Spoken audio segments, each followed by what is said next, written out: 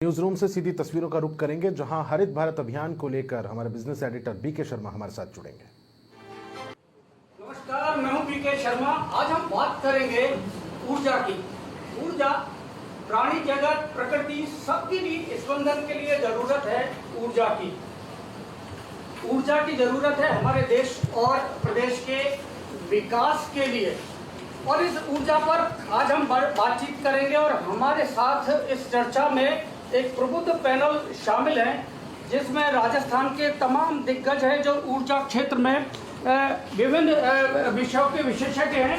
इनसे आज हम चर्चा करेंगे और जानेंगे कि केंद्र और राज्य सरकार की जो ऊर्जा से संबंधित योजनाएं हैं उनको किस तरह से प्रभावशाली तरीके से लागू किया जाए ताकि आम जन को इसका पूरा लाभ मिल पाए। मेरे साथ इस पैनल के अंदर जो प्रमुख लोग हैं, इससे के बारे में मैं आपको जानकारी दे दूं। मेरे साथ अभी इस पैनल में हैं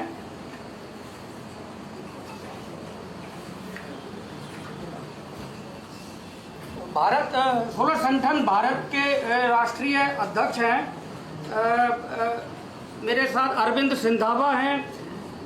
इसके साथ ही राष्ट्रीय उपाध्यक्ष हैं दीपक अरोड़ा जी, जो सोलर संगठन भारत के ये राष्ट्रीय अध्यक्ष हैं। इसके अलावा पूर्व पाटनी हैं, डायरेक्टर हैं इंडियन ट्रांसफार्मर एसोसिएशन के, और मुकेश माथुर हैं, एक्स जीएम है रील, जो केंद्र और राज्य सरकार का एक उपक्रम है।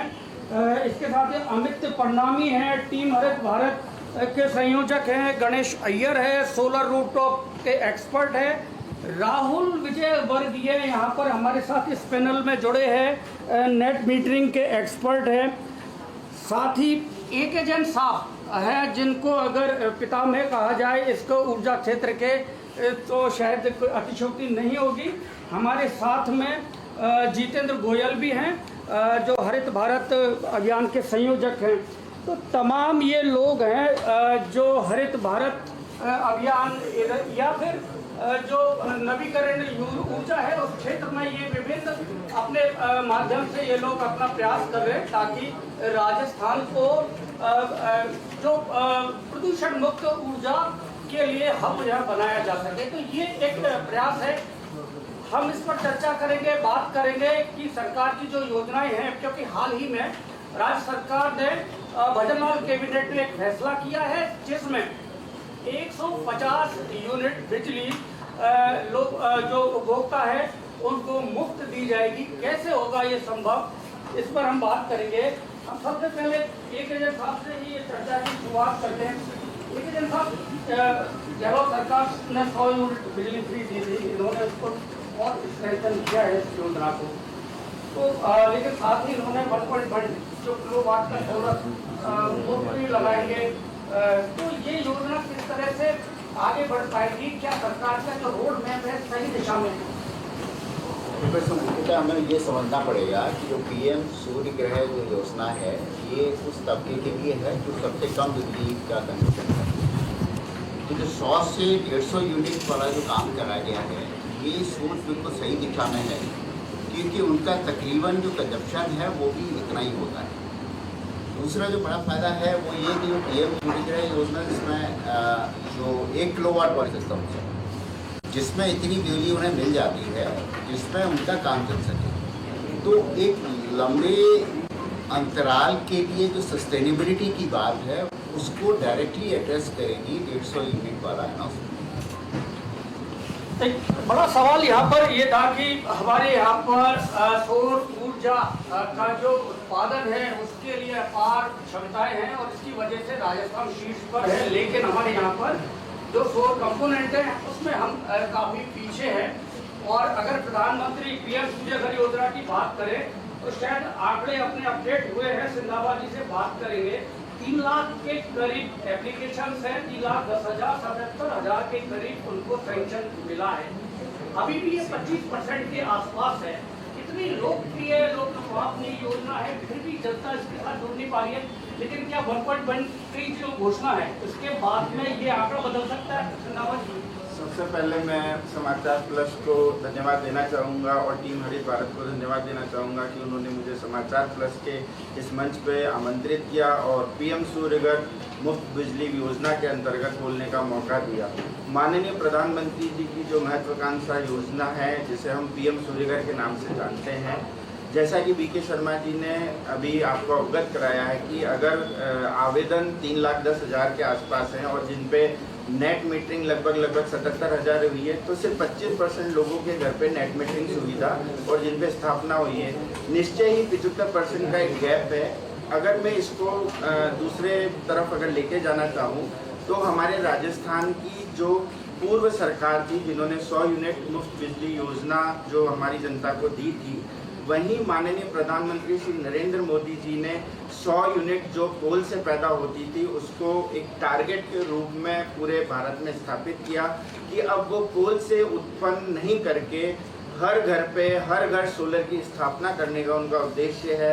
माननीय प्रधानमंत्री जी का उद्देश्य है कि जो भारत की गरीब जनता है, जिसका लगभग 500, 600, 700, 800, 1100, 1200 रुपये का जो महीने का बिजली का बिल आता है, वो अपने घर पे सोलर रूफटॉप की स्थापना कर सके। और वहाँ पर इन्वर्टर की कमी बहुत बड़ी खल रही थी कि आवेदन तो हैं, लेकिन अगर आपके पास इक्विपमेंट ही नहीं होंगे तो उसकी स्थापना कैसे होगी। हमारे पास पैनल अवेलेबल है, हमारे पास अन्य उपकरण अवेलेबल है, लेकिन आज से पहले छोटे इन्वर्टर किसी भी कंपनी ने कभी भी नहीं बनाए। अब जाके कुछ समय पहले ही छोटे इन्वर्टर, जिनको 1.1 किलोवाट के इन्वर्टर, माइक्रो इन्वर्टर कहा जाता है। मुझे लगता है कि आप ये दीपक अरोड़ा जी के विषय को पर शिफ्ट होते जा रहे हैं। मैं दर्शकों को बता दूं कि जो दीपक अरोड़ा जी हैं, ये अकेले इस तरह के मैन्युफैक्चरर हैं जिन्होंने 1.1 किलोवाट का राजस्थान में इन्वर्टर बनाया है। और ये इसलिए उपयोगी है क्योंकि इससे जो 150-200 किलोवाट का जिनको आवश्यकता है, छोटे उपभोक्ता है, उनके लिए ये इन्वर्टर काम आएगा। वो सोलर प्लांट अपने घरों पर लगा पाएंगे। तो ये एक उपलब्धि हासिल करने वाले दीपक अरोड़ा जी हैं। दीपक जी, अब इस जो कैबिनेट ने फैसला किया है, इससे शायद आपको लगता है कि अब इसकी डिमांड आपकी बढ़ेगी और एक अलग तरह का एमएसएमई राजस्थान में डेवलप हो सकता है।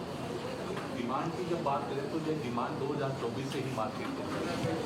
यदि माननीय प्रधानमंत्री की जो योजना है उसके बारे में आप थोड़ा सा ध्यान से देखेंगे तो वो योजना बनाई किनके लिए थी? वो बनाएगी उस गरीब परिवार के लिए, जिस गरीब परिवार को कई राज्य मुफ्त बिजली का झांसा देकर वोटों की राजनीति कर रहे थे। उसको दूर करने के लिए हमारे माननीय प्रधानमंत्री साहब ने क्या योजना लेके आए कि सभी को फ्री बिजली डोनेशन में नहीं मिले, बल्कि वो ऊर्जा का दाता बने और वो अपनी छत पे ही सोलर का प्लांट लगा के जो इलेक्ट्रिसिटी है 15-20 साल के लिए अपनी जो उसकी आवश्यकता है खुद उसका उत्पादन करें, खुद को उत्पादन करें।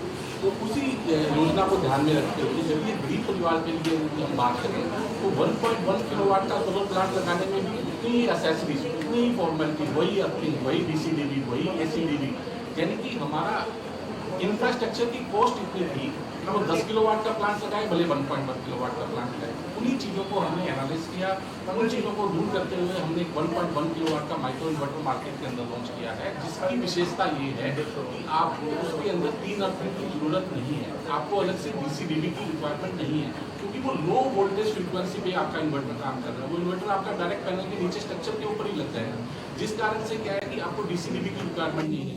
आपको जो एक डीसी वायर का जो खर्चा था, जो कि आपका ऊपर छत से लेके नीचे आपका यदि इन्वर्टर रहता था, तो उसमें जो डीसीडीबी का केबल का खर्चा था उसको जीरो किया। तो हमने इस पे एनालिस किया कि यदि 10 किलोवाट का प्लांट कीजिए, जैसे हम 1.1 किलोवाट का प्लांट लगाना चाहते हैं, तो खर्चों को कैसे कम किया जा सकता है। उस पूरी चीज़ों को हमने सोचते हुए 1.1 किलोवाट का माइक्रो इन्वर्टर जो मार्केट में लेके आए हैं, जो आपने अभी थोड़ी देर पहले बात की कि 3 लाख उपभोक्ताओं में से 70,000 लोगों के घर में जब सोलर प्लांट लगा है, तो उसका एक मेन कारण ये था कि 1.1 किलोवाट का यदि आपको प्लांट लगाना है तो भी आपको उतनी एसेसरीज का यूज करना पड़ेगा जितना कि आपको 10 किलोवाट का सोलर प्लांट लगाना है तो उतनी एसेसरीज का यूज। तो उस चीज को हमने दूर किया है। 1.1 मुझे लगता है बजरंग कैबिनेट के फैसले के बाद में एक बड़ी डिमांड आने वाली है 1.1 किलोवाट के सोलर इन्वर्टर की भी और पैनल जी का भी गिफ्ट। उसके बाद हमारे प्रधानमंत्री के जो जीएसटी के अंदर 12 से जो उन्होंने 5% किया है, तो मैं आपको ये विश्वास दिलाता हूँ कि राजस्थान के अंदर मात्र 1 साल के अंदर जो फिगर आपको अभी 25% दिख रहा है वो 90% क्रॉस करता हुआ दिखेगा। 25 से सीधा 90% पर पहुंचेगा। बड़ी उम्मीद है ये। हमारे साथ में राहुल विजय वर्गीय जी हैं जो नेट मीटरिंग के एक्सपर्ट है, मीटर के एक्सपर्ट है, और ये इस समय एक बहुत ही हॉट इशू है हमारे राजस्थान के अंदर। लेकिन एक बड़ा सवाल ये है कि हम आजकल तेजी से एडवांस होते जा रहे हैं। हमको घर के अंदर टीवी स्मार्ट चाहिए, हमारी वॉच स्मार्ट चाहिए, मोबाइल फ़ोन स्मार्ट चाहिए, वॉशिंग मशीन और दूसरे भी जो गैजेट्स हैं वो सब स्मार्ट चाहिए। तो हमको हमारे घर में जो मीटर, इलेक्ट्रिक मीटर लगा हुआ है वो स्मार्ट क्यों ना हो, ये सवाल है आपका। आप बताइए सर, ये स्मार्ट मीटर के फायदे क्या हैं? देखिए, इसमें अभी जैसे सोलर पैनल की बात चल रही है, तो ट्रेडिशनली जो होता है इसमें ये है कि जब भी आप सोलर पैनल कंज्यूमर अपने घर पे लगाता है तो उसमें सोलर ने जो बिजली जनरेट की है उसको नापने के लिए एक अलग से मीटर लगाने की जरूरत पड़ती है। तो घर में 2 मीटर हो जाते हैं, एक मीटर जो आप कंज्यूम कर रहे हैं उसको मेजर करने के लिए और एक मीटर जो आप जनरेट कर रहे हैं उसको मेजर करने के लिए। अब नेट स्मार्ट मीटर का फ़ायदा ये है, या इसमें ये सुविधा उपलब्ध है कि आप एक ही मीटर के अंदर इम्पोर्ट का रजिस्टर और एक्सपोर्ट का रजिस्टर दोनों अवेलेबल है। तो आपने जो बिजली कंज्यूम की और जो बिजली जनरेट की वो एक ही मीटर सफिशिएंट है। यानी 2 मीटर अगर आप अपने घर पर सोलर प्लांट लगाते हैं, रूफटॉप सोलर, तो आपको 2 मीटर लगाने की 2 मीटर लगाने की जरूरत नहीं है, एक ही मीटर से काम हो सकता है। तो एक ये इसका सबसे बड़ा फायदा है स्मार्ट नेट स्मार्ट मीटर का। इसके अलावा जैसे अभी आपने बात की सारी चीज़ें स्मार्ट होती जा रही है, ठीक है, तो मीटर स्मार्ट क्यों नहीं हो? तो आप नेट स्मार्ट मीटर का क्या फ़ायदा है कि इसके अंदर जो डेटा है, जो भी एनर्जी कंजम्पशन है वो रियल टाइम में कंज्यूमर को अवेलेबल हो सकता है अपने ऐप के ऊपर।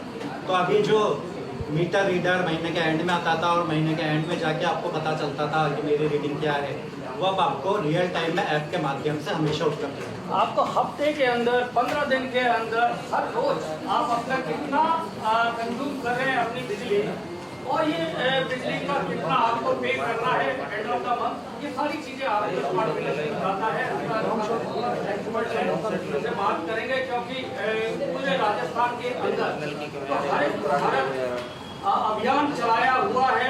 हमारे साथ कलर एंड डिजाइन के डायरेक्टर हैं, इनसे बात करेंगे, और ये अलग अलग शहरों में जाके एक्सपो लगाते हैं ताकि वहाँ केंद्र राज्य सरकार की योजनाओं का उपभोक्ताओं को जानकारी मिल पाए, और साथ ही तमाम जो कंपनियां हैं उनको एक ही जगह पर बायर हो, सेलर हो, सब लोग एक जगह मिलकर और इस सेक्टर को आगे बढ़ा पाए। मेरे साथ जितेंद्र गोयल जी हैं, इनसे बात करेंगे जो राजस्थान की नब्ज को समझते हैं, आपके उपभोक्ताओं की नब्ज और इंडस्ट्री दोनों के बीच की एक कड़ी बनते हैं। आप बताइए जितेंद्र जी, किस तरह से अभियान आपका आगे चल रहा है?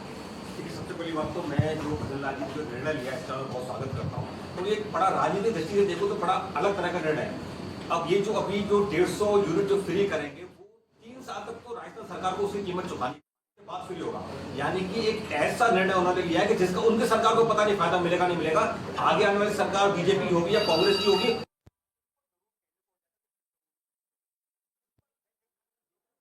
चाहे वो प्रधानमंत्री जी हो, चाहे कोई भी राजस्थान की सरकार हो, चाहे कोई भी सरकार हो, वो बहुत सारी योजनाएं जो ना लोगों के लिए लेके जाती है, आम जनता के लिए लेके आती है, लेकिन उन योजनाओं को आम जन तक पहुंच नहीं पाती है। तो इसको क्योंकि हम लोग सोलर एनर्जी से जुड़े हुए हैं, ऊर्जा पे हम लोग काम करें, हम हरित भारत पर हम लोग काम करें, तो हमको लगा कि अब एक पुल बने, एक मीडियम बने आम जनता के बीच में और सरकार के बीच में, कि सरकार की जितनी भी योजनाएं वो आम जन तक पहुंचाएं। हम प्रदर्शनियों के माध्यम से जितनी भी सरकार की योजना उनको आम जन तक पहुंचाते हैं, उनको लाभान्वित करते हैं। हम लोग डेस्क बनाते हैं, सरकार के जितने भी सिस्टम है उन सबको विभाग उनको आमंत्रित करते हैं कि वहाँ पर लोग आएँ, आमजन आता है, ताकि उनके जो सेतु का हम लोग काम करते हैं। और हम लोग जोधपुर में अभी हम लोग 19-20 नवंबर में हम लोग 20-21 नवंबर को हम लोग लगाने जा रहे हैं। इसके साथ साथ हम लोग 16, 17, 18 जनवरी को जयपुर में हिंदुस्तान का सबसे बड़ा रिन्यूएबल एनर्जी एक्सपो हम लोग आयोजित करने जा रहे हैं, ताकि हम लोग जिस सरकार की योजना है उनको आम जन तक पहुँचा सकें। बिल्कुल, ये एक पूरे देश के पूरे सिस्टम की एक समस्या है कि जो सरकार की योजनाएं हैं वो उनके जो बेनिफिशियरी है या जिन तक वो पहुंचनी चाहिए वहाँ पहुंचती नहीं है, और इसके लिए इस तरह के जो प्लेटफॉर्म हैं वो बहुत ही कारगर साबित हो सकते हैं। हमारे साथ में इसी के जो संयोजक हैं अमित प्रणामी जी भी हमारे साथ हैं। अमित जी, कैसा रिस्पॉन्स अभी तक मिला है? आपने कोटा में लगाया, जयपुर में लगाया, जोधपुर में, वापस से आप जोधपुर जा रहे हैं इस तरह का एक्सपो। देखिए, ये जो एक्सपो है वो प्रधानमंत्री जी की योजना जो है उसका एक कदम है, सिर्फ उनकी योजना को जन जन तक पहुंचाने का कदम है, जिससे कि हर उस आदमी के तक ऊर्जा मिले जो आदमी देश की तरक्की में सहायक है। उस सहायकता के लिए हम लोगों ने हर कंपनी को वहाँ अप्रोच किया, कंपनियां भी आई हैं, गांव-गांव से लोग, सरपंच जो कि इस योजना का फायदा उठाना चाहते हैं वो सब आए, चाहे वो जयपुर का एक्सपो रहा हो, जोधपुर का एक्सपो रहा हो, कोटा का एक्सपो रहा हो, और लोगों ने इस चीज़ का बहुत फायदा मिला है और करोड़ों रुपए के MOU साइन हुए और धरातल पे आए हैं। वो धरातल पे आने के बाद ये जो ऊर्जा बनेगी वो ऊर्जा देश को मिलेगी और देश विकासशील से विकसित देश की तरफ अग्रसर होगा। तो ये आपने MOU की बात करके मुझे याद दिला दिया कि जो राइजिंग राजस्थान पिछले साल यहाँ राजस्थान सरकार ने किया है उसमें लगभग 35 लाख करोड़ के MOU हुए हैं। उनमें से ये बहुत ही दिलचस्प आंकड़ा है कि लगभग 28 लाख करोड़ के MOU केवल ऊर्जा क्षेत्र में, खासतौर से सोलर सेक्टर में हुए हैं। तो इसलिए इस सेक्टर के महत्व को आप इस बात से समझ सकते हैं। हमारे साथ में और भी एक्सपर्ट हैं, इनसे जानेंगे। सर, आपके बारे में थोड़ा सा बताइए, किस सेक्टर से हैं और किस तरह से ये सेक्टर में जो संभावनाएं हैं राजस्थान में, कैसे इनको आगे बढ़ाया जा सकता है? मैं अपूर्व पाटनी हूँ, इंडियन ट्रांसफार्मर जयपुर से। और ट्रांसफार्मर्स का रोल पूरे ग्रिड सिस्टम में सबसे इम्पोर्टेंट होता है। जितना भी ऊर्जा का आप प्रदान करेंगे सोलर के माध्यम से, उसको घरों तक पहुँचाना। नाम ही ट्रांसफार्मर है। बिल्कुल। तो सरल भाषा में समझाऊँ तो वोल्टेजेस को ट्रांसफॉर्म करने का काम करता है ट्रांसफार्मर। पर इतना इम्पॉर्टेंट पार्ट है ये पूरे ग्रिड सिस्टम का कि इसके बिना सर्किट कंप्लीट ही नहीं होगा। तो घरों तक बिजली पहुंचाई जाए और घरों से बिजली पहुंचाई जाए दूसरी जगहों पर, दोनों में ही ग्रिड सिस्टम में ट्रांसफार्मर का रोल रहेगा। तो ट्रांसमिशन भी एक हमारे सामने कई सारी चुनौतियां हैं ट्रांसमिशन के सेक्टर में भी, लेकिन धीरे धीरे उनको दूर किया जा सकता है। आप बताइए साहब, मैं थोड़ा सा आपके बारे में भी जानना चाहता हूं क्योंकि आप काफ़ी रिसर्च भी करते हैं, एक्सपर्ट है इस सब्जेक्ट के। अपने बारे में पहले बताइए, फिर सब्जेक्ट पे बात करेंगे आप। मैं मुकेश माथुर और मैं रील में GM था और अब मैं अपनी जो इंडस्ट्रियल एक्सपर्टीज़ है वो स्टूडेंट्स के साथ शेयर करता हूँ। परिष्कार कॉलेज में हमने centre for energy studies create किया है, जहाँ पर हम रिन्यूएबल एनर्जी पे रिसर्च और बच्चों को स्किलिंग पे हम लोग काम कर रहे हैं। इसमें एक महत्वपूर्ण विषय जो अभी हम चर्चा कर रहे थे PM सूर्यगृह योजना का, गत वर्ष हमने इस पर कार्यशाला भी आयोजन की थी जिससे कि लोगों में अवेयरनेस बढ़े। इसमें हायर एजुकेशन इंस्टीट्यूट्स का बहुत बड़ा रोल है कि हम अलग अलग जाके शहरों में, कॉलेजेस में और गाँव में इस पर वर्कशॉप आयोजित करें, लोगों को अवेयर करें और जिससे कि ये मैसेज घर घर तक जाए। अभी एक समस्या जो मैं महसूस कर रहा हूँ कि जो छोटे सिस्टम है इनके कंज्यूमर्स जो हैं वो मेनली रूरल एरियाज़ में होंगे, क्योंकि जो शहरों के कंज्यूमर्स बड़े साइज के होते हैं। 1.1 किलोवाट के मेन कंज्यूमर सेमी अर्बन और रूरल एरियाज़ के अंदर होते हैं। उन लोगों को ये पता होना चाहिए कि ये योजना सरकार की है, इसके ये लाभ हैं और इसको किसके द्वारा निष्पादित किया जाएगा। खास तौर से जो वेंडर्स उस क्षेत्र में कार्य कर रहे हैं उनके नंबर, उनके कॉन्टैक्ट पॉइंट्स उन जन जन तक पहुंचाने जरूर हैं, जिससे उनसे वो संपर्क करें और योजना का लाभ उठा सकें। तो इस क्षेत्र में हमें चाहे तो IT प्लेटफॉर्म का इस्तेमाल करना हो या अन्य दूसरे प्लेटफॉर्म का इस्तेमाल करना हो। और एक और महत्वपूर्ण कार्य ये है कि हमें ग्रामीण क्षेत्र में स्किल्ड वर्कफोर्स तैयार करनी है, क्योंकि जब ये प्रोग्राम ग्रामीण क्षेत्र में जाएगा तो इसके रखरखाव और इंस्टॉलेशन के लिए हमें काफ़ी अधिक मैन पावर की आवश्यकता होगी और उससे लोगों को रोजगार भी मिलेगा और सुविधा भी होगी इस प्रोग्राम के स्मूथ इम्प्लीमेंटेशन के अंदर। ये आज के देश के जो युवा हैं उनकी सबसे ज़्यादा ज़रूरत है रोजगार, क्योंकि हमारा देश दुनिया में सबसे ज़्यादा युवा शक्ति वाला देश है और अगर उस युवा शक्ति को हम रोजगार दे पाएंगे तो उसे विकास की जो मुख्य धारा है उससे जोड़ पाएंगे। और इसके लिए जो सोलर का जो ये सेक्टर है जो तेजी से आगे बढ़ रहा है, घर घर सोलर लगाए जा रहे हैं PM सूर्य घर योजना से के माध्यम से, तो इससे युवाओं के लिए रोजगार के नए संसाधन भी मिलेंगे और एक बड़ा सेक्टर है जिसमें रोजगार की अपॉर्चुनिटीज सामने नजर आ रही हैं। आप सर, आपके बारे में बताइए। मैं गणेश अय्यर हूँ। मैं पहले मैं राजस्थान सोलर एसोसिएशन में था, अब विनबी सॉल्यूशंस में हूँ। हम लोग एक्चुअली सोलर एनर्जी डेवलपर का काम करते हैं। सोलर एक ऐसा चीज़ है, एसेंशियल चीज़ है। आने वाले टाइम में electric cycle, electric scooter, electric bus, electric car, बिजली की इतना ज़रूरत बढ़ते जा रहा है। तो अपने पास जो संसाधन अवेलेबल था उसमें इतना बिजली बना नहीं पा रहे हैं। उस हिसाब से जो भी कर रहे हैं ये बिजली बनाने से खुद तो आत्मनिर्भर हो जाएंगे, और जो बिजली जो बनाया हुआ बिजली बचेगा उस बिजली को हम एग्रीकल्चर कंज्यूमर्स को दे सकते हैं। उससे क्या होगा, हमारे यहाँ खेती बाड़ी सब कुछ बराबर चलता रहेगा, हम किसी की सहारे में रहेंगे नहीं, आत्मनिर्भर रहेंगे। और इस सेक्टर में एक्चुअली क्या बहुत स्कोप है, आने वाला कई साल तक चलेगा। जो नए लोग जो है पढ़े लिख के जो आ रहे हैं, engineers, electrical engineers, mechanical engineers, civil engineers, इन लोगों को इस सब्जेक्ट में इंटरेस्ट लेके आना चाहिए। इनके लिए बहुत बढ़िया अवसर है ये। सोलर के बारे में समझना चाहिए, सोलर की नॉलेज लेना चाहिए, और किस तरीके से सोलर में अपना एक्सपर्टाइज दिखा सकें और देश को सपोर्ट कर सकें। तो अभी तक हमने जो पीएम सूर्य घर योजना है उसकी जो खासियतें हैं उस पर बात की है। 78,000 की जो सब्सिडी केंद्र सरकार की ओर से मिलती है, 17,000 की सब्सिडी राज्य सरकार की ओर से मिलती है, और अभी जिस तरह से 150 यूनिट राज्य सरकार की ओर से फ्री बिजली की घोषणा की है, इसके तमाम पहलुओं पर बात की। लेकिन एक सबसे महत्वपूर्ण बिंदु है इसमें कि हमारे पास ऊर्जा के इतने ज़्यादा रिसोर्सेज हैं सोलर केस के बावजूद भी हमारे यहाँ एमएसएमई उतनी ज़्यादा विकसित क्यों नहीं है। गुजरात जैसे पड़ोसी राज्य में जिस तरह से इंडस्ट्रीज विकसित हुई हैं उसकी तुलना में यहाँ हम पिछड़े हुए क्यों हैं, ये एक बड़ा सवाल सभी पैनलिस्ट से है। मैं एक सवाल कॉमन है, लेकिन मैं जवाब आपसे लेना चाहूँगा कि किस तरह से आप इस पर सुझाव दे पाएँ। एक के जैन साहब उंगली आप हाथ ऊपर कर रहे हैं, आप जवाब दे पाएंगे कि हम हमारे संसाधनों का यही उद्योग विकसित करने में उपयोग नहीं ले पा रहे, क्या वजह है इसकी?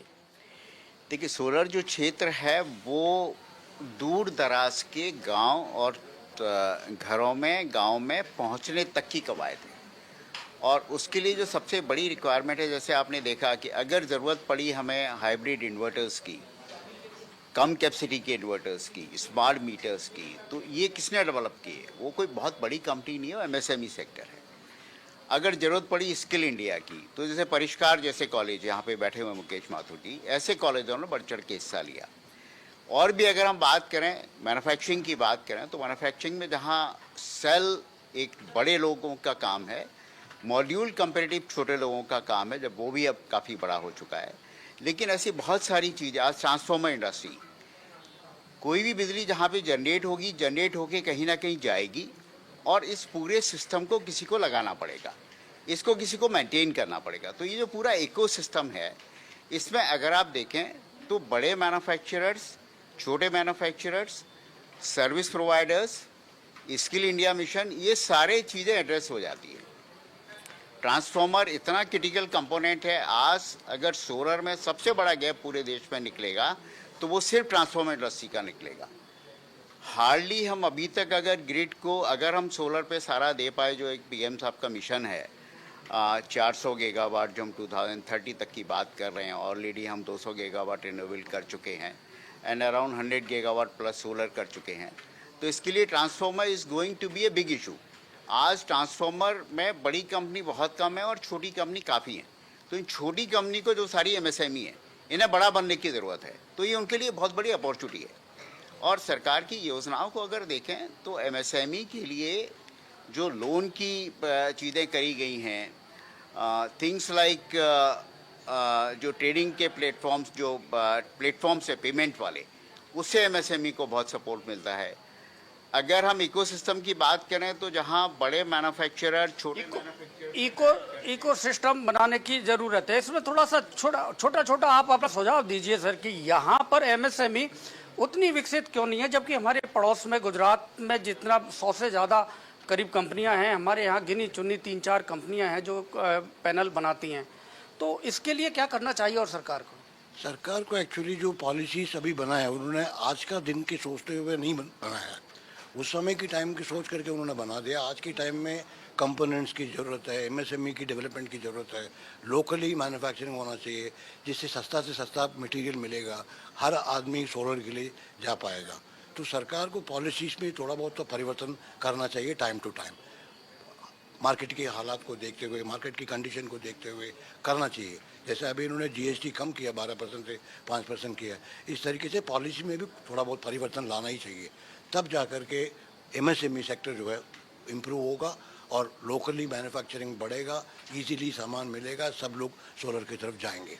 मैंने ये भी देखा अभी मध्य प्रदेश सरकार ने ये स्कीम वहाँ पर इस MSME के लिए स्कीम उन्होंने लॉन्च की और ₹1 टोकन मनी पर वो इंडस्ट्री के लिए लैंड प्रोवाइड करा रहे हैं। तो क्या ज़मीन की कीमतें ज़्यादा होना यहाँ पर औद्योगिक इकाई के लिए ये भी एक बड़ा कारण है? हाँ, ज़मीन की कीमतें एक कारण हो सकता है, लेकिन एक समाधान इसका यह है कि हमें सोलर को एक प्रायोरिटी सेक्टर मानना होगा और ख़ास तौर से जो इसमें इलेक्ट्रॉनिक्स इंडस्ट्री का जो कंपोनेंट है, जिससे कि इन्वर्टर्स हो या अभी जैसे ग्रीन हाइड्रोजन मिशन आ रहा है, तो ग्रीन हाइड्रोजन मिशन में बहुत सारे रेक्टिफायर्स की रिक्वायरमेंट है। तो ये एक अपकमिंग है जो अगले आने वाले 3-4 साल में तेज़ी से डिमांड बढ़ेगी यहाँ पर ग्रीन हाइड्रोजन मिशन के साथ साथ। तो इलेक्ट्रॉनिक कंपोनेंट्स या इलेक्ट्रॉनिक सब असेंबलीज उनको हम एक प्रायोरिटी सेक्टर की तरह एक सपोर्ट करें और उसको प्रायोरिटी सेक्टर की तरह राजस्थान उसका पूरे देश का सप्लायर बन सकता है, क्योंकि इलेक्ट्रॉनिक्स इंडस्ट्री सेटअप करने के लिए बहुत ज़्यादा इंफ्रास्ट्रक्चर की जरूरत नहीं पड़ती।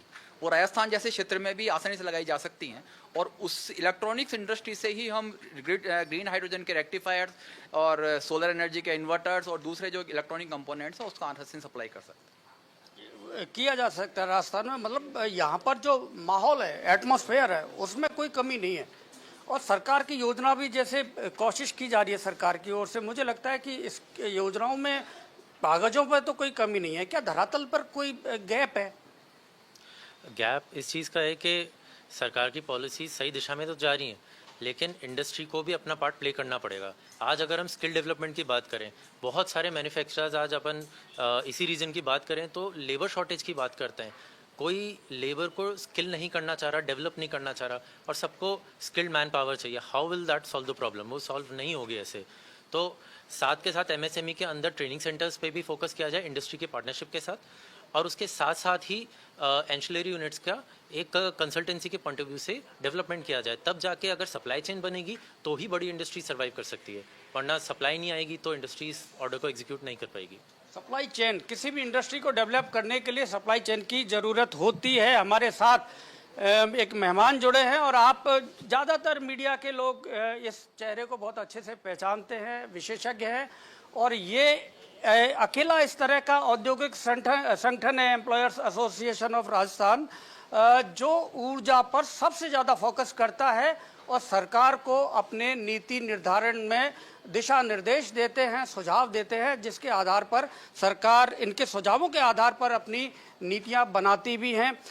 मैं NK जैन साहब का स्वागत करूंगा, एम्प्लॉयर एसोसिएशन के प्रेसिडेंट हैं, इनसे बात करेंगे। और इनका एक बहुत बड़ा एक कैंपेन एक तरह से इन्होंने कई वर्षों से चला रखा है कि एक देश एक टैरिफ, एक देश एक टैरिफ। जब हम एक देश वन नेशन वन इलेक्शन की बात कर रहे हैं तो वन नेशन वन टैरिफ क्यों ना हो? क्या लॉजिक है इसके पीछे NK जैन साहब? देखिए, वन नेशन वन टैक्स की बात तो होती है, वन नेशन वन इलेक्शन की बात भी हो रही है। तो one nation one power tariff का मतलब ये है कि जो भी इंडस्ट्री जिस भी स्टेट में, पूरे भारत के परिप्रेक्ष्य में अगर देखें तो उनको पूरे भारत में लेवल प्लेइंग फील्ड बराबर मिलना चाहिए। किसी स्टेट में पावर की रेट ₹2.10 है, किसी स्टेट में पावर की रेट ₹4.50 है, किसी स्टेट में पावर की रेट ₹7 और कहीं पर ₹11। तो जो इंडस्ट्री कम पावर रेट वाले, जो स्टेट कम पावर रेट वाले हैं, वहाँ पर इंडस्ट्रीज़ का आकर्षण ज़्यादा हो जाता है, जहाँ पर, क्योंकि इंडस्ट्री पावर जो है लाइफ लाइन है इंडस्ट्री की, तो वहाँ इंडस्ट्रियाँ ज़्यादा जाती हैं।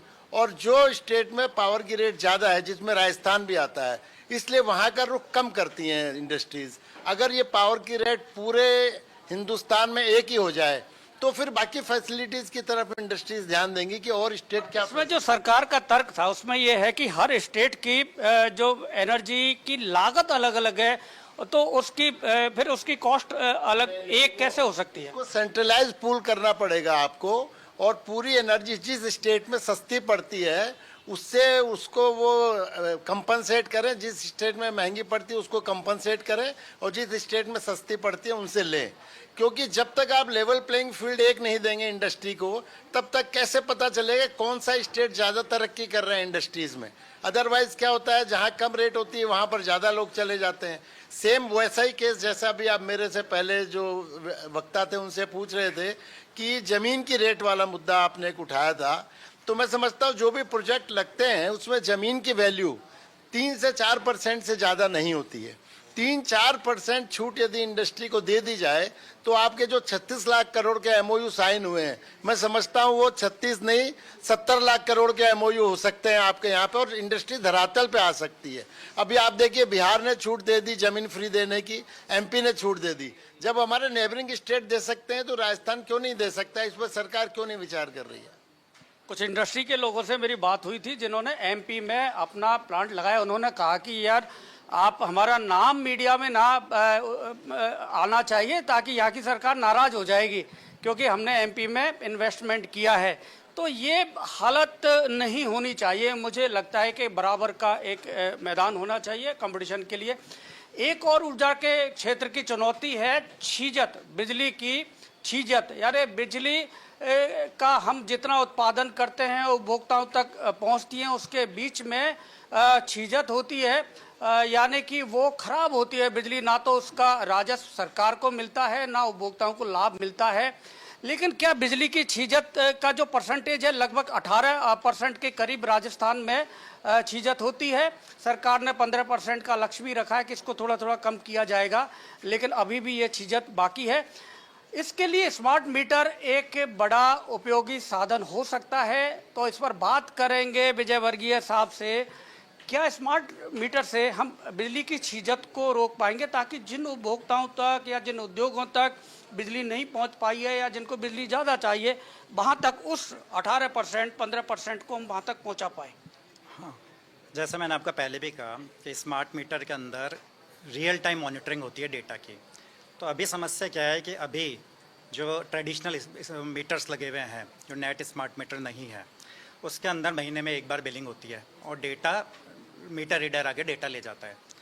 Smart meter, net smart meter में जो भी डेटा है वो हर 15-15 मिनट में सर्वर के पास जाता है। इसके अलावा कोई भी अगर मीटर के साथ छेड़छाड़ हुई है, कोई भी टेम्पर हुआ है, उसका अलर्ट रियल टाइम में HES या सर्वर के पास जाता है। तो इलेक्ट्रिसिटी बोर्ड को रियल टाइम में इंफॉर्मेशन मिलती है कि मेरे मीटर की क्या स्थिति है। इसके अलावा जो कंज्यूमर कम पढ़ी लिखी या तो ग्रामीण कस्बाई महिला है, कैसे वो आप उसके बताएंगे कि स्मार्ट मीटर उसके लिए किस तरह फ़ायदेमंद है? देखिए, महिलाओं के लिए तो ये बहुत ही फ़ायदेमंद है और देश की जो डिजिटल क्रांति का जो सरकार ने संकल्प लिया है उसमें भी इसका बहुत बड़ा योगदान रहेगा। कैसे कि स्मार्ट मीटर में डेटा रियल टाइम में अवेलेबल होता है मोबाइल पे, ऐप में, और आजकल मोबाइल घर घर में यूज़ होता है। पुरुष हो या महिलाएं हो या गृहिणी हो, सभी मोबाइल का यूज़ करती है। तो उस ऐप के जरिए जब आपको अपना बिजली का कंजम्पशन लाइव टाइम में दिख रहा है तो आप अपने बिजली के बुक को और अच्छे तरीके से नियंत्रित कर सकते हैं। इसके अलावा जो अभी नेट स्मार्ट मीटर का इंस्टॉलेशन है वो भी फ्री है, तो वो भी एक तरह की बचत है गृहिणी के लिए। तो ऊर्जा उपभोग, ट्रांसपेरेंसी और जागरूकता, इन सबको मिला के गृहिणियाँ, क्योंकि आजकल गृहिणियाँ ऐप को यूज़ करें, बिजली उपभोग को अपने को नियंत्रित करें और उससे जो बचत होगी वो अपने घरेलू खर्चों में उसका उपयोग करें। तो इस तरह से नेट स्मार्ट मीटर काम कर सकता है। मेरे जितेंद्र जी अपना हाथ उठा रहे हैं कि इनके पास आना चाहिए। जितेंद्र जी, मेरा भी एक सवाल है कि प्रधानमंत्री सूर्यघर योजना में 78,000 की सब्सिडी, अब स्टेट गवर्नमेंट की तरफ से सब्सिडी GST कम हो गई है, तो आपको लगता है अब आपके एक्सपो में पिछली बार से ज़्यादा भीड़ आएगी, आपको इंतजाम ज़्यादा करने पड़ेंगे इस बार? इंतजाम पूरे हैं। मैं तो, मुझे लगा शायद ये लास्ट क्वेश्चन होगा, इसलिए मैं बार बार हाथ अपना खड़ा कर रहा था। चर्चा वही अच्छी होती है जो खत्म ना हो, और बहुत सारे क्वेश्चन होंगे जो आपके दर्शक हैं, मैं उनको सिर्फ बताना चाहता हूं कि आपके मन में सोलर को लेकर बहुत मिथ होंगे, बहुत प्रश्न हो सकते हैं, इस इंडस्ट्री को लेकर बहुत प्रश्न हो सकते हैं। इन सब का जवाब आपको 16, 17, 18 जनवरी को जयपुर में JCC सीतापुरा के अंदर मिलेगा, जहां हरित Bharat renewable energy and electrical vehicle expo का आयोजन हो रहा है। वहां पे आप आए, आपको इंडस्ट्री के जितने भी प्रश्न हैं, वहां 3 दिन सिर्फ और सिर्फ इंडस्ट्री की चर्चा होगी। यहाँ पे अपने आधे घंटे में आप गागर में सागर जितना भर पाए, आपने बहुत अच्छा संचालन करा, बहुत अच्छे प्रश्न पूछे, लेकिन वहां 3 दिन इसमें डिटेल चर्चा होगी। वहां पे पूरी गवर्नमेंट के लोग वहां पे आएंगे, वहां पे पूरी इंडस्ट्री के लोग आएंगे, पूरे भारतवर्ष की कंपनी आ रही है। इवन हम कोशिश कर रहे हैं कि लगभग 7 से 8 कंपनियां जो है भारत से बाहर की, जो कि मशीनें बनाती हैं, जो इक्विपमेंट जो बनते हैं उनकी मशीनें बनाती हैं, उनको भी हम लोग लाने का प्रयास कर रहे हैं। तो मैं आपके दर्शकों से मैं कहना चाहूंगा, निवेदन करना चाहूंगा, 16, 17, 18 जनवरी को आप लोग पधारें और इंडस्ट्री के बारे में आपको A to Z सारी जानकारी वहां पर मिलेंगी। ये सब कुछ एक्सपो में होगा। इसके अलावा जयपुर में जब हम कोई एक्सपो एग्जीबिशन करते हैं तो राजस्थानी जो मेहमान नवाजी है उसकी भी उम्मीद करते हैं दूसरे राज्यों से आने वाले लोग, और आप तो कह रहे हैं विदेशों से लोग। तो प्रणामी जी, आप तो मुझे ये बता दीजिए कि खाने पीने का इंतजाम कैसा रहेगा एक्सपो में? देखिए, एक्सपो में सब आमंत्रित रहेंगे डेफिनेटली, जयपुर के अलावा बाहर के प्रदेशों से, और अब की बार जैसे जितेंद्र जी ने बताया कि बाहर के देशों से भी जो है एग्जीबिटर भी आएंगे और विजिटर भी आएंगे। तो डेफिनेटली राजस्थान तो जो है खम्मागणी और राजपूती शान के साथ साथ जो है मेहमान नवाजी में रहा है, और ख़ास तौर से सबके लिए और उन सबके साथ मीडिया वालों के लिए भी हर तरह का भोजन अवेलेबल होगा। चलो, मैं तो अभी से तैयारी शुरू कर देता हूं, क्योंकि इन्होंने मीडिया वालों को इनवाइट किया है। ये हमारा एक गंभीर विषय है कि सब कुछ अब लगता है जो सरकार कोशिश करती है, क्योंकि सबसे बड़ी समस्या जब आती है किसी भी क्षेत्र के विकास में कि सरकार की जो योजनाएं वो धरातल पर नहीं होती और हकीकत से दूर रहती है। जो इंडस्ट्री के लोग हैं उसके और योजनाओं के बीच में एक गैप होता है। मुझे लगता है कि जिस तरह से पीएम सूर्य घर योजना के बाद यहाँ राजस्थान सरकार ने भी इनिशिएट लिए हैं, तो और अब जीएसटी का भी एक में भी स्लैब कम किए गए हैं, तो मुझे लगता है ये इसका लाभ सोलर जो सेक्टर है उसको कितना मिलने वाला है, आप बताएंगे? ये बहुत ही अच्छा मूव है। आपको एक चीज़ समझनी पड़ेगी, हम सोलर की बात करें तो ग्राउंड माउंट प्रोजेक्ट्स भी हैं उसके अंदर। तो जो किसान है जो अपनी ज़मीनों पे ये प्लांट लगा रहा है और उसको जीएसटी का जो पेमेंट है अपनी जेब से भरना पड़ रहा है, तो ये पूरा जो जीएसटी का कट है किसानों की जेब में बेनिफिट पहुंचा रहा है। तो ये बहुत ही अच्छा मूव है। ये आपने अच्छी बात की, और शायद इस चर्चा में कुसुम योजना है उस पर बहुत ज़्यादा बात नहीं हो पाई। अगर आप बता पाएँ सर, क्योंकि हम राजस्थान में इसको लेकर और मैंने जितना स्टडी किया है कि बहुत ही निराशाजनक आंकड़े हैं अगर कुसुम योजना की बात करें तो। क्या अब उसमें कुछ बूस्टअप हो पाएगा? हाँ, इसमें निश्चित रूप से बूस्टअप होगा। और मैं दो बातें इसमें बताना चाहूँगा कुसुम योजना को लेके, कि आपने भी एक सवाल किया था कि हमारे ट्रांसमिशन लॉसेस कैसे कम हो सकते हैं। तो सोलर की ब्यूटी है कि ये डिसेंट्रलाइज पावर सोर्स है, और हम अगर कुसुम योजना के माध्यम से इस पूरी ऊर्जा को पूरे राज्य में फैला देते हैं तो हमारे ट्रांसमिशन डिस्ट्रीब्यूशन लॉसेस खासतौर से जो एग्रीकल्चर सेक्टर के हैं वो काफ़ी कम हो जाते हैं। दूसरी बात मैं इसमें ये कहना चाहूँगा कि हमें इसमें एक और सुधार की गुंजाइश है। 1.1 किलोवाट का micro inverter made in Rajasthan इजाद किया है। उसकी खासियत ही यही है। उसकी खासियत क्या है? 1.1 किलोवाट का fully system play and plug पे है। प्लग एंड प्ले कैसे प्लग है? यानी कि आपके यहाँ पर जो डिश टीवी लगाता है, आपके यहाँ पे जो कैमरा लगाने आता है, आपके यहाँ पे जो ब्रॉडबैंड कनेक्शन करने आता है, वो आदमी भी इस सोलर प्लांट को आपके घर पे इंस्टॉल कर सकता है। छोड़िए आप, ये तो फिर भी थोड़ी सी नॉलेजेबल आदमी है। जो आपके घर का बड़ा बेटा है वो भी इस प्लांट को बिना किसी नॉलेज के भी लगा सकता है। कैसे लगा सकता है? 2 सोलर पैनल है, 2 सोलर पैनल के अंदर 2 ही कनेक्शन निकलेंगे और वो कनेक्शन क्रॉस एक दूसरे के अंदर अटैच नहीं हो सकते, क्योंकि उसको इसी हिसाब से डिजाइन किया गया है कि 1.1 किलोवाट के सोलर प्लांट में 2 जो आपका माइक्रो इन्वर्टर है वो पैनल के नीचे लग जाएगा, उसमें से सीधी एसी केबल निकलेगी, जो एसी केबल आपको एक बॉक्स में लगानी है। यानी कि वो आदमी जो अपने घर पे टीवी का कनेक्शन खुद कर सकता है वो सोलर प्लांट अपने घर पे लगा पाएगा। कई बार ऐसे शब्द होते हैं जो पैनिक क्रिएट करते हैं, लेकिन अगर उनकी तह तक जाया जाए तो उसमें बड़े आसानी होती है। जैसे सोलर प्लांट नाम सुनकर ऐसा लगता है कि हमको कोई बहुत बड़ी मशीनरी, बहुत बड़ा प्लांट लगाना पड़ेगा। तो ये बहुत ही उपयोगी बात यहाँ अरोड़ा जी ने बताई है कि एक आम आदमी जो नौकरी पेशा कोई भी काम करने वाले लोग हैं अपने यहाँ पर इस तरह सोलर प्लांट लगा सकते हैं, इन्वर्टर लगा सकते हैं। उसके लिए बहुत ज़्यादा ज़रूरत नहीं है किसी एक्सपर्ट की। यदि हम राजस्थान की बात करें तो राजस्थान के अंदर, राजस्थान में क्या है कि 70% जो हमारी मध्यम वर्ग परिवार हैं जो गांवों में और ढानियों में रहते हैं, यदि हम सोलर प्लांट उनके घर पे लगाने भी जाएं, यदि वो डिमांड करें हमसे 10 किलोवाट सोलर प्लांट लगाने की, तो हमें बेनिफिट भी होगा, हम बक्के चले जाएंगे। पर यदि वो बात करते हैं 1.1 किलोवाट के सोलर प्लांट के लगाने के लिए, तो उसके अंदर एक ईपीसी वाले को क्या तो मार्जिन मिलना है, उसका डिस्टेंस, उसका ट्रांसपोर्टेशन उसको अलाउ नहीं करता है उस 1.1 किलोवाट के सोलर प्लांट से ऊपर। और फिर यदि उसको जरूरत ही गांव ढानी के अंदर है ही उसको जरूरत 100 यूनिट 150 यूनिट की, तो वो 10 किलोवाट लगा के करे क्या?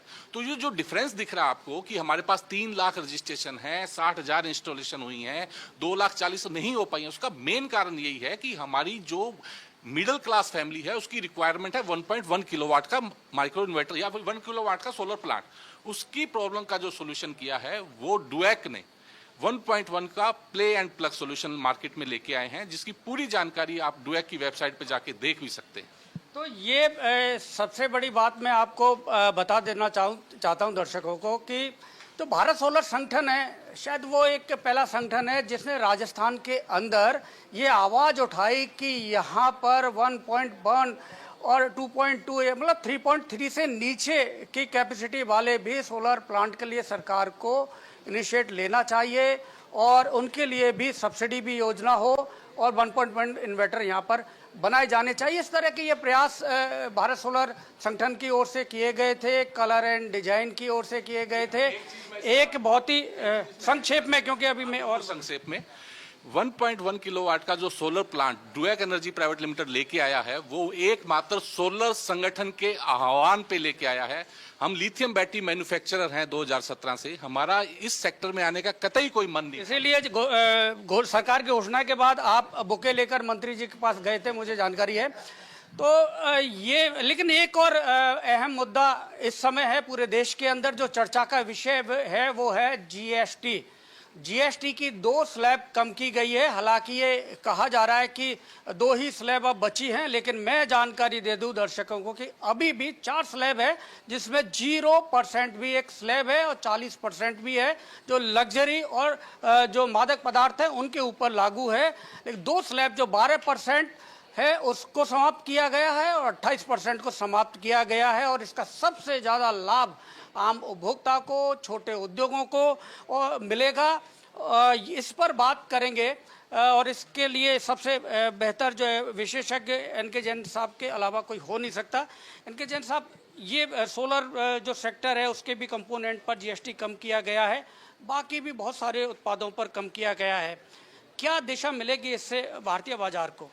देखिए, मैं समझता हूँ भारतीय बाजार बहुत तेज़ी से ग्रो करेगा और जिस प्रकार से जीरो टैक्स में बहुत सारी कंज्यूमेबल आइटम जीरो में चली गई हैं और बहुत सारे ऐसे आइटम जिन पे 12% था वो 5% में आ गए हैं, तो निश्चित रूप से जो कई लोग ये कंफ्यूज कर रहे थे कि जो इनपुट टैक्स क्रेडिट है वो मिलेगा कि नहीं मिलेगा, जो पड़ा हुआ आज की डेट में वो पूरा उनको मिलेगा। इनपुट टैक्स क्रेडिट 12% का जो क्रेडिट है पूरा मिलेगा और 5% में बेचेंगे तो 7% का रिफंड आएगा। इसमें सबसे अच्छी बात है कि रिफंड भी इलेक्ट्रॉनिक और फास्ट कर दिया है इन्होंने। इसका प्रोविज़न भी किया है कि रिफंड डायरेक्ट आपके खाते में बहुत जल्दी आ जाएगा पहले के मुकाबले। पहले आप डिमांड करते थे तब रिफंड आता था। 3 दिन का कमिटमेंट किया है या 3 से 7 दिन का कमिटमेंट किया है गवर्नमेंट ने। तो जब रिफंड फास्ट आएगा तो वर्किंग कैपिटल आपके हाथ में ज़्यादा आएगी और आप अपनी इंडस्ट्री को बेहतर तरीके से प्रोडक्शन कर सकेंगे, मार्केटिंग कर सकेंगे। निश्चित रूप से ये चीज़ें जो चाहे गाड़ियों की सेल बहुत बढ़ेगी, जो छोटी गाड़ियाँ हैं जो आम व्यक्ति लेते हैं आजकल उनके बहुत फ़ायदा होगा। प्लस जो कंज्यूमेबल आइटम है घरों के, एक पूरी चार्ट भी आया है इसका, आप लोगों ने भी अखबार में और टीवी में प्रदर्शित किया है कि हर व्यक्ति के हाथ में कितना पैसा बचेगा। जब आम आदमी के हाथ में पैसा बचेगा तो निश्चित रूप से दिवाली आ रही है, दशहरा आ रहा है, तो परचेजिंग ज़्यादा करेगा। इसका नेट इम्पैक्ट आपको अगले 2 महीने में देखने को मिल जाएगा। जो जीएसटी कलेक्शन आएगा इंडिया का, मैं समझता हूँ आज तक के सारे रिकॉर्ड तोड़ देगा, जो रिकॉर्ड हैं सारे। कुछ विसंगतियां भी आई हैं कि उसकी जो रॉ मटेरियल है उसके ऊपर जीएसटी कम है और फिनिश प्रोडक्ट पे ज़्यादा है, कहीं पर फिनिश प्रोडक्ट पे जीएसटी अब ज़्यादा है और रॉ मटेरियल, तो उसकी वजह से उनका रिफंड अटक जाता है। नहीं, ये कोई विसंगति नहीं है। इसका आपका इलेक्ट्रॉनिक कैश लेजर होता है पोर्टल पे, उसमें यदि आपका क्रेडिट है तो आपको रिफंड मिल जाएगा, डेबिट है तो आपको जमा कराना पड़ेगा। तो इसमें मैं कोई विसंगति नहीं मानता हूँ। इसको लगता है वर्किंग कैपिटल फंस जाती है, समय पर रिफंड नहीं मिलता है, अब नहीं फंसेगी। चलो, ये बहुत अच्छी उम्मीद है। मैं एक बार और विजय वर्गीय साहब से जानूंगा कि एक बिल्कुल कम पढ़ी लिखी या तो ग्रामीण कस्बाई महिला है, कैसे वो आप उसके बताएंगे कि स्मार्ट मीटर उसके लिए किस तरह फायदेमंद है? देखिए, महिलाओं के लिए तो ये बहुत ही फ़ायदेमंद है और देश के जो डिजिटल क्रांति का जो सरकार ने संकल्प लिया है उसमें भी इसका बहुत बड़ा योगदान रहेगा। कैसे कि स्मार्ट मीटर में डेटा रियल टाइम में अवेलेबल होता है मोबाइल पे, ऐप में, और आजकल मोबाइल घर घर में यूज़ होता है, पुरुष हो या महिलाएं हो या गृहिणी हो, सभी मोबाइल का यूज़ करती है। तो उस ऐप के ज़रिए जब आपको अपना बिजली का कंजम्पशन लाइव टाइम में दिख रहा है तो आप अपने बिजली के बुक को और अच्छे तरीके से नियंत्रित कर सकते हैं। इसके अलावा जो अभी स्मार्ट मीटर का इंस्टॉलेशन है वो भी फ्री है। तो वो भी एक तरह की बचत है गृहिणी के लिए। तो ऊर्जा उपभोग, ट्रांसपेरेंसी और जागरूकता, इन सबको मिला के गृहिणियाँ, क्योंकि आजकल गृहिणियाँ ऐप को यूज़ करें, बिजली उपभोग को अपने को नियंत्रित करें और उससे जो बचत होगी वो अपने घरेलू खर्चों में उसका उपयोग करें। तो इस तरह से स्मार्ट मीटर काम कर सकता है। मेरे जितेंद्र जी अपना हाथ उठा रहे हैं कि इनके पास आना चाहिए। जितेंद्र जी, मेरा भी एक सवाल है कि प्रधानमंत्री सूर्य घर योजना में 78,000 की सब्सिडी, अब स्टेट गवर्नमेंट की तरफ से सब्सिडी जीएसटी कम हो गई है, तो आपको लगता है अब आपके एक्सपो में पिछली बार से ज़्यादा भीड़ आएगी, आपको इंतजाम ज़्यादा करने पड़ेंगे इस बार? इंतजाम पूरे हैं। मैं तो, मुझे लगा शायद ये लास्ट क्वेश्चन होगा, इसलिए मैं बार बार हाथ अपना खड़ा कर रहा था। चर्चा वही अच्छी होती है जो खत्म ना हो, और बहुत सारे क्वेश्चन होंगे जो आपके दर्शक हैं, मैं उनको सिर्फ बताना चाहता हूं कि आपके मन में सोलर को लेकर बहुत मिथ होंगे, बहुत प्रश्न हो सकते हैं, इस इंडस्ट्री को लेकर बहुत प्रश्न हो सकते हैं। इन सब का जवाब आपको 16, 17, 18 जनवरी को जयपुर में जेसीसी सीतापुरा के अंदर मिलेगा, जहां हरित Bharat renewable energy and electrical vehicle expo का आयोजन हो रहा है। वहां पे आप आए, आपको इंडस्ट्री के जितने भी प्रश्न हैं, वहां 3 दिन सिर्फ और सिर्फ इंडस्ट्री की चर्चा होगी। यहाँ पे अपने आधे घंटे में आप गागर में सागर जितना भर पाए, आपने बहुत अच्छा संचालन करा, बहुत अच्छे प्रश्न पूछे, लेकिन वहां 3 दिन इसमें डिटेल चर्चा होगी। वहां पे पूरी गवर्नमेंट के लोग वहां पे आएंगे, वहां पे पूरी इंडस्ट्री के लोग आएंगे, पूरे भारतवर्ष की कंपनी आ रही है। इवन हम कोशिश कर रहे हैं कि लगभग 7 से 8 कंपनियां जो है भारत से बाहर की, जो कि मशीनें बनाती हैं, जो इक्विपमेंट जो बनते हैं उनकी मशीनें बनाती हैं, उनको हम लोग लाने का प्रयास कर रहे हैं। तो मैं आपके दर्शकों से मैं कहना चाहूंगा, निवेदन करना चाहूंगा, 16, 17, 18 जनवरी को आप लोग पधारें और इंडस्ट्री के बारे में आपको A to Z सारी जानकारी वहां पे मिलेंगी। ये सब कुछ एक्सपो में होगा। इसके अलावा जयपुर में जब हम कोई एक्सपो एग्जीबिशन करते हैं तो राजस्थानी जो मेहमान नवाजी है उसकी भी उम्मीद करते हैं दूसरे राज्यों से आने वाले लोग, और आप तो कह रहे हैं विदेशों से लोग। तो प्रणामी जी, आप तो मुझे ये बता दीजिए कि खाने पीने का इंतजाम कैसा रहेगा एक्सपो में? देखिए, एक्सपो में सब आमंत्रित रहेंगे डेफिनेटली, जयपुर के अलावा बाहर के प्रदेशों से, और अब की बार जैसे जितेंद्र जी ने बताया कि बाहर के देशों से भी जो है एग्जीबिटर भी आएंगे और विजिटर भी आएंगे। तो डेफिनेटली राजस्थान तो जो है खम्मागणी और राजपूती शान के साथ साथ जो है मेहमान नवाजी में रहा है, और ख़ास तौर से सबके लिए और उन सबके साथ मीडिया वालों के लिए भी हर तरह का भोजन अवेलेबल होगा। चलो, मैं तो अभी से तैयारी शुरू कर देता हूं, क्योंकि इन्होंने मीडिया वालों को इनवाइट किया है। ये हमारा एक गंभीर विषय है कि सब कुछ अब लगता है जो सरकार कोशिश करती है, क्योंकि सबसे बड़ी समस्या जब आती है किसी भी क्षेत्र के विकास में कि सरकार की जो योजनाएं वो धरातल पर नहीं होती और हकीकत से दूर रहती है। जो इंडस्ट्री के लोग हैं उसके और योजनाओं के बीच में एक गैप होता है। मुझे लगता है कि जिस तरह से पीएम सूर्य घर योजना के बाद यहाँ राजस्थान सरकार ने भी इनिशिएट लिए हैं, तो और अब जीएसटी का भी एक में भी स्लैब कम किए गए हैं, तो मुझे लगता है ये इसका लाभ सोलर जो सेक्टर है उसको कितना मिलने वाला है, आप बताएंगे? ये बहुत ही अच्छा मूव है। आपको एक चीज़ समझनी पड़ेगी, हम सोलर की बात करें तो ग्राउंड माउंट प्रोजेक्ट्स भी हैं उसके अंदर।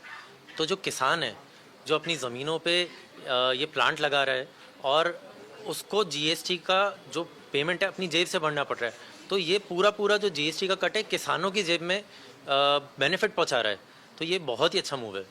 ये आपने अच्छी बात की, और शायद इस चर्चा में कुसुम योजना है उस पर बहुत ज़्यादा बात नहीं हो पाई। अगर आप बता पाएँ सर, क्योंकि हम राजस्थान में इसको लेकर और मैंने जितना स्टडी किया है कि बहुत ही निराशाजनक आंकड़े हैं अगर कुसुम योजना की बात करें तो। क्या अब उसमें कुछ बूस्टअप हो पाएगा? हाँ, इसमें निश्चित रूप से बूस्टअप होगा। और मैं 2 बातें इसमें बताना चाहूँगा कुसुम योजना को लेके, कि आपने भी एक सवाल किया था कि हमारे ट्रांसमिशन लॉसेस कैसे कम हो सकते हैं। तो सोलर की ब्यूटी है कि ये डिसेंट्रलाइज पावर सोर्स है, और हम अगर कुसुम योजना के माध्यम से इस पूरी ऊर्जा को पूरे राज्य में फैला देते हैं तो हमारे ट्रांसमिशन डिस्ट्रीब्यूशन लॉसेस खासतौर से जो एग्रीकल्चर सेक्टर के हैं वो काफ़ी कम हो जाते हैं। दूसरी बात मैं इसमें ये कहना चाहूँगा कि हमें इसमें एक और सुधार की गुंजाइश है कि जो हम रूफटॉप सिस्टम लगा रहे हैं जहाँ पर हम ज़मीन का उपयोग नहीं कर रहे हैं, लेकिन जो कुसुम योजना है वहाँ हम खेतों की ज़मीन का उपयोग कर रहे हैं। कहने को हालांकि वो नॉन एग्रीकल्चर लैंड है, लेकिन उसका कुछ तो उपयोग फूड में हो सकता है। तो हमें इसमें राजस्थान में एग्रोवोल्टेइक कॉन्सेप्ट पे जाना चाहिए, जहाँ पर कि हम थोड़े कुछ हाइट पे पैनल्स लगाएं और उसके नीचे हम अपनी एग्रीकल्चर एक्टिविटी, चाहे सब्जियां हो या चारा हो, जो भी हो, उसको भी हम काम में लें, जिससे कि किसानों की इनकम वास्तव में डबल हो और उनको ड्यूल बेनिफिट प्राप्त हो। हमें अभी कुसुम योजना में ये कतई नहीं करना है कि उस जमीन के नीचे कोई दूसरा उत्पादन ना हो। हमें हाइट पे पैनल लगाने चाहिए और उसके कृषि की कार्य करने चाहिए। मैं कुछ मेरे नोन है जिन्होंने ये एक्सपेरिमेंट किया है कि उन्होंने यहाँ शहर में भी रूफटॉप लगाया है, पैनल लगे हुए, उनके नीचे वो सब्जियाँ, गमले, छोटी छोटी चीज़ें वो लगाते हैं, तो ये संभव है।